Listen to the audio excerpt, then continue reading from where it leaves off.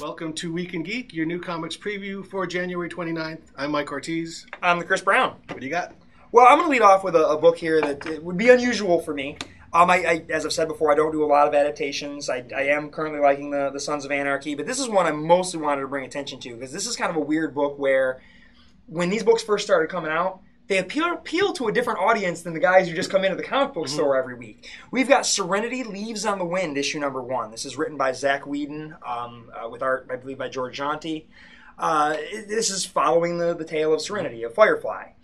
Once people realized these books were out, I couldn't keep them in stock, the previous miniseries. And they haven't done very many of them. They've been doing them over the last few years, and this is maybe the 4th miniseries they've done. I know people have been chomping at the bit to get more, of Captain Mal and the crew. So I kind of wanted to call this one out this week, and I am looking forward to reading it because I liked the show. I mean, I'll probably, I'll give it a look. I'll read the first issue just to fill that void a little bit from not having any Firefly. Next up, I've got, you did the first issue a couple weeks ago. Now I've got the second issue here. These are the reprints of Miracle Man by Marvel Comics. As you had already covered before, these are reprinting the stories that were originally done by Eclipse Comics, written by the original writer. Whose name doesn't appear, but appears as the original writer. This is the Alan Moore stuff. This is, Marvel made their play to get all the stuff from Mick Anglo. They did all that. Now they're just reprinting those classic Alan Moore tales so that they can eventually come and finish everything up with Neil Gaiman. Neil wants to finish his story. This is the stuff that nerds always talked about. Like, oh my God, that Miracle Man stuff is great if you can find it. Well, if you can find it. And, not necessarily that the original issues were really expensive, but the trades started to get expensive, and they were really hard to find. Some of them did get up. That 15 or whatever is really, really up there. But just a really well-told story, a fantastic story. What I actually really love and appreciate is, how Alan Moore keeps telling everybody that, original creative thought is dead, and wouldn't someone come up with new creative ideas? But if you stop for long enough to think, his career was made on writing other people's characters and revamping characters like Marvel Man that he turned into Miracle Man. Or Swamp Thing. Or the League of Extraordinary Gentlemen using public domain characters, or... it goes on and on and on, but we love that crazy old wizard because he has written some good things. Watchmen was just Charlton characters. There is one other thing that I kind of want to call out about this Miracle Man that I noticed as I was flipping through it just a few minutes ago. There's, I think, 2 stories in here, 3 stories perhaps. Well, there's from Warrior 3, 4, and 5. Okay, one of the stories in here I've never seen before. Really? So it was not collected. It may have been done. I know. Eclipse, when they published like a special and some annuals and stuff that I actually never got, and that were not reprinted in the trade paperbacks because they changed some. They left some material out for the trade paperbacks. So one of the stories in here, if you've only ever read those trades, you've not seen it before. Oh, interesting. So I thought that was kind of... So there is material a little bit of new material. Not new, but new to you. Not new, but yeah, new to me. It probably was in some of the other Eclipse comics, or maybe it was in one of the specials or something, but as I was reading it, I don't recall actually seeing it in the original numbered run. Interesting. So yeah, Marvel, and they are planning on kind of giving us a lot of stuff. And and they better be at $4.99. Yeah. The last one was $5.99. Yeah. This one they took it a buck down. But and again, sweet Alan Davis cover too. Oh, it looks great. Even all the recoloring and everything looks great. The beautiful remastering looks beautiful. Next up, I've got this is Furious, issue number 1 by Dark Horse Comics. This is written by Brian J. L. Glass, who had previously done Mice Templar, which was the only thing I was familiar with. He'd done that with Michael Avon-Oeming. The artwork here looks pretty cool. I'm not really sure what the book is about exactly, but it seems like Dark Horse is trying to branch out a little bit because they know they're losing their biggest asset very, very soon. So they're trying to give us more superhero things, other things, just more variety and diversity. And I'm willing to give some of these Dark Horse things a shot. So that's why I'm looking at that one there. Next up, I've got Legends of Oz, Wicked West. This is issue number 14. This is finishing Dirk Manning's. Is this the last part of that? I know it's Dirk Manning's origin of the Flying Apes, which is fun stuff. And I believe, to be concluded. So I believe issue 15 is the one that's coming up next. And issue 15 is going to have an exclusive Comics and More variant cover done by Nia Ruffino. We were hoping to get Dirk and Tom in here. Dirk doesn't think he can do it the weekend we're doing it. So February 22nd, we believe we should have that done. And I believe that is for the 15. We're Tom Hutchison, the writer of the book. He's the creator. I mean, Dirk's currently writing this run, but he writes a lot of the big dog stuff. He's the, he and his wife are the ones who run the company and do a great job with that. He will be here on February 22nd. It's going to be Saturday afternoon, and we will have that exclusive Nia Ruffino cover. Pretty cool. She responded quickly, too. He said, "Who do you want?" I said, "Any chance we can get Ebas?" He's like, "Not a chance. He's got too much work to do, and he works real slow." I was like, "Well, then the next choice would be Nia Ruffino. I think her stuff is beautiful and great." And he goes, "She would probably do it because she likes it. If it's something she wants to do." 2 minutes later, he responds to me going, "She's in." Cool. So we're going to have kind of a cheesecakey Dorothy cover on that one. So should be fun. Come in and check that out. Next up, I've got, this is a book that I came in that weird off week. I think it was Christmas Eve. Yeah. This is The Saviors by Jay Robinson and J-Bone from Image Comics. It kind of feels like They Live mixed with Cheech and Chong. Wow. One of my customers referred to it as Cheech and Chong's They Live. Oh. It's a guy who is seeing aliens, he's seeing some weird things going on, and he smokes a lot of pot. And nobody believes him because he smokes a lot of pot. You know, in the beginning, it's a little heavy-handed where he's talking to a lizard, and then, of course, he sees lizard people. But it's fun stuff. I'm curious to see where it's going. This is very different than anything else James Robinson's ever done. So I'm kind of curious. The artwork looks good. I like the black and white approach. And, again, I don't know. Imagine if, instead of I came here to chew some bubblegum and kick some ass, if it was I came here to smoke a lot of dope and kick some alien ass, that is apparently this book. Cool. I'm almost out of dope. So next we've got Revival, number 17 by Image Comics. This is a really cool book. I think this artwork is freaking phenomenal. This is Mike Norton doing the art. Story by Tim Seeley.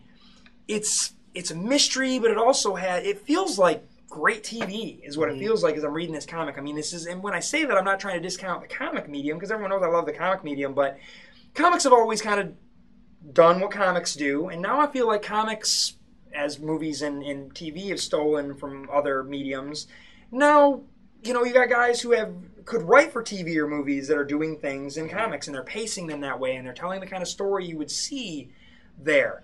It's a rural town. There's a really weird mystery, but it's bigger than where it just started of these people reviving. Now there's a lot more to it. There's some alien involvement. There's, just weirdness, and there's also, just the human element of the main character and this cop that's kind of involved, that's in town, and just great stuff. I can't say enough about this book. If you're not reading it, you really should be. I mean, at this point, number 17, we're going to be getting a third volume soon. Go back and pick up those volumes 1 and 2 and give them a read, because they're fantastic. Next up, we've got Invincible 108. This is another Image book. I really like this book, and in the last issue, we've got Mark is kind of saying that he's going to have to go after Angstrom Levy. They thought they could let him go. They'd kind of gotten rid of him, and they thought that the alternate Mark from the other dimension, well, let him take care of it. Well, no, now our Mark from our world wants to take care of it, and whoa, that last page was something I didn't want to see. I'm going to stop flipping. I usually like to flip, didn't want to see that. Don't flip through that book. Apparently there's some crazy crap going on in this one. Yeah, I saw that too. He was like, whoa, wait, what? Yeah, moving on. I'm almost too excited. I don't know. Just take a quick peek in the beginning. So, all right. It looks like this book is so interesting to me in that it's the only comic book I've ever read that has let its characters evolve. It has taken his lighthearted superhero and taken him into very dark places. And right now, this book is as dark a superhero book as I've seen in a long time. Really, really great stuff. But it's also a superhero book. But it's handling concepts. If you're going to let your character evolve and put them in situations, let them deal with the situations. Don't find a cheap, easy, cookie-cutter way out of it. And man, he is not going easy on Mark Grayson at all. That guy's got a rough time. I mean, being a superhero ain't easy. So yeah, great stuff. That is the bulk of my stack. I'm going to start off with Green Lantern Corps Annual number 2. I don't know if this is picking up from anything else or if it's a standalone. It actually looks like they're tying into the story that they've been building with the Kuns and the Durlans.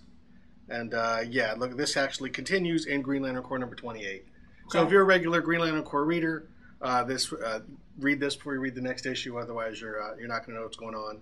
But as I've been saying before, this is just part of there's Kanjar Row and the Kuns. This is part of what I think is a story that's kind of popping up in a lot of the Lantern books about the Durlans. I wonder if this is going to mean they're shapeshifters infiltrating. Then Marvel did that a couple years back. But anyway, it's still kind of a neat idea. and kind of curious to what they're going to do with that and how it's going to play out in other books, like Red Lanterns. I don't know if there's any Kuns in here. I don't see any in here so far. But yeah, this is just continuing Guy Gardner as the leader of the Red Lanterns. This was a great idea. You know, if you, when you just told me the idea, it's like, oh, okay, so what?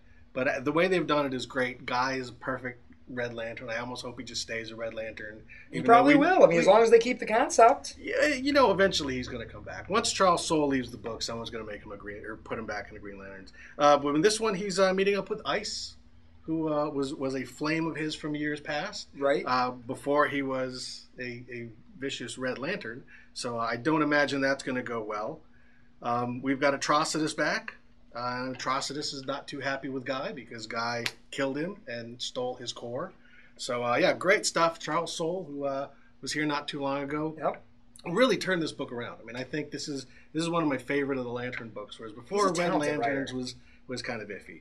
Yeah, he's a really good writer. I mean, he's got a very interesting way of telling stories. He's smart guy. Great stuff. Good stuff. Next up is Larfleeze. That's 3 Lantern books this week. All right. This is still by Keith Giffen, J.M. DeMatteis, and Scott Collins. We left off, and Larfleeze had basically he had lost his orange ring. He's got it back. He had all of his lanterns that he had killed were resurrected, and they took revenge on him. But I thought they were going to play that story out a little bit longer, but no, he basically came back, and now he's taking on these weird cosmic level things that for some reason I get a weird impression are almost a small parody of the Endless sort of thing. They're from an alternate dimension, super powerful, godlike beings. So it's funny sci-fi stuff, but also very, very clever. Next up, Superman number 27. This is Scott Lobdell and Ed Benes. This is the Parasite. Parasite cool. made his debut in one of those Villain Month issues. Right. But this is the first time he has appeared in kind of the storyline in the New 52. If you have been following the book, you know Lois Lane got some psychic powers a little while back during some psychic war, and she, with her psychic powers, found out that Clark Kent is Superman. Okay. Parasite, instead of sensing Superman's power and going after her, has sensed Lois's power and now wants to drain Lois instead of Superman. So it's kind of a little bit of a flip there. I have a suspicion that he's going to wind up taking away her psychic powers and probably her memories, but who knows?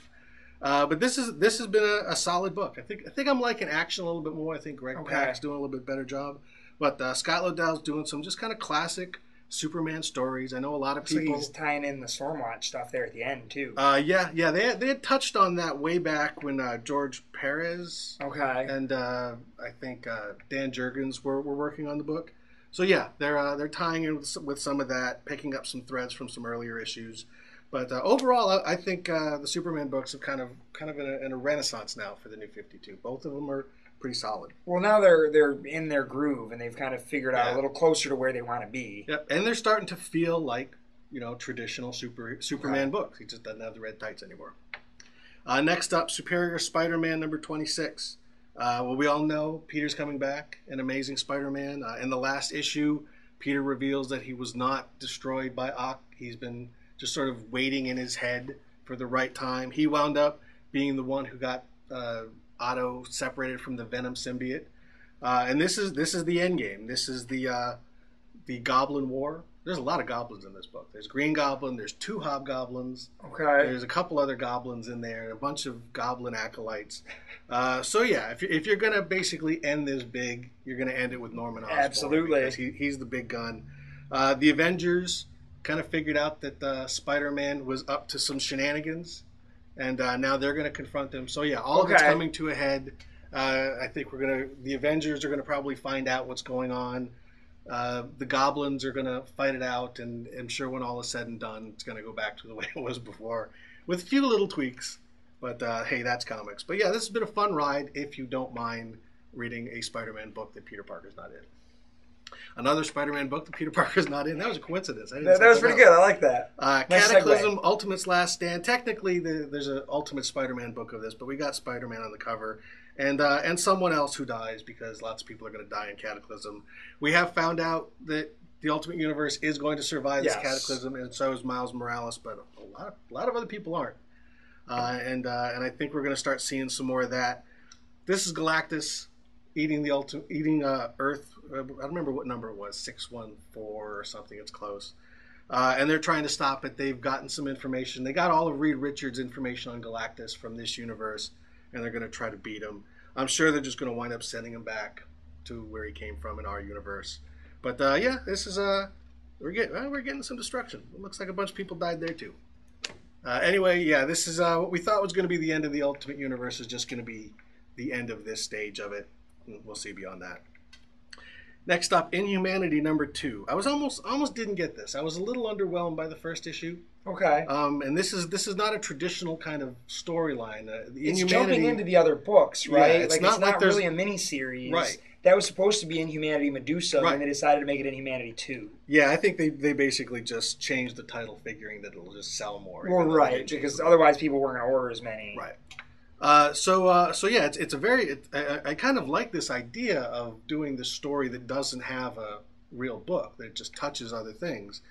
It was an interesting concept, but we actually have kind of seen it before a little bit. Okay. I wasn't sure if I was going to get this, but Nick Bradshaw is drawing it, and I've just totally loved the work that he did on Wolverine and the X-Men, so that kind of put it over the top with me. I'm curious as to what's going to happen with the Inhumans popping up all over the Earth. You know, it's a neat idea, but it was also maybe like, again, we're getting all these mutants back now, and they kind of did that thing where everybody gets turned into Inhumans back in the Earth X miniseries about 15 years ago or so. Yeah, but they didn't need it for their branding 15 years ago. It was just a story they told. They need it now. But it's I'm still giving it a shot. I thought the first issue was pretty good. It's a neat idea, but it's also like I don't really know where they're going to go with this.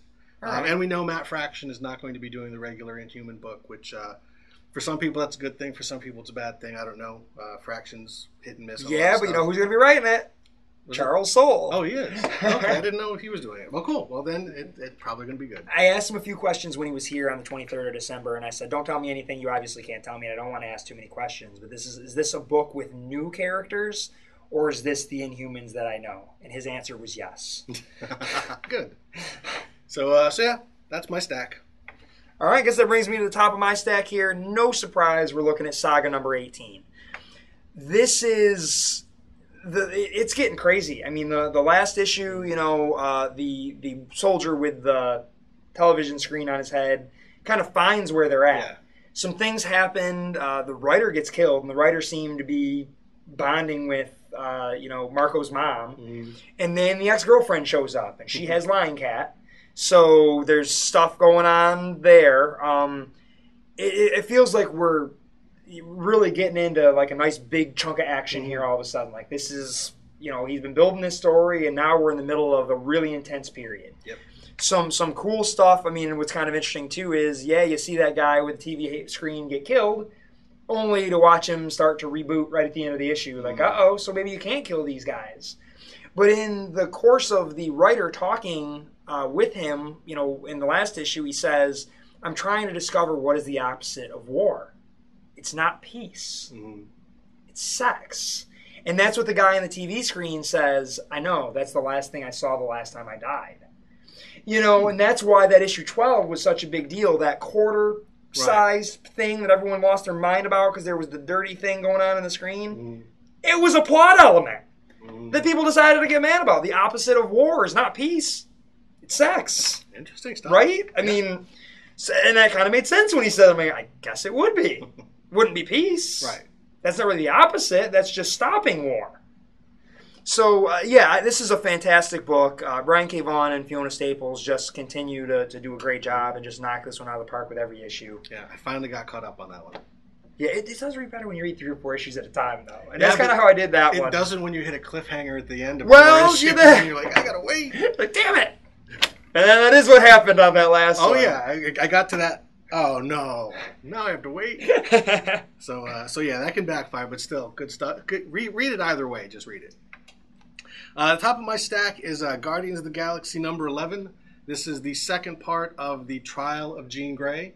The first part of it was in All New X-Men last week.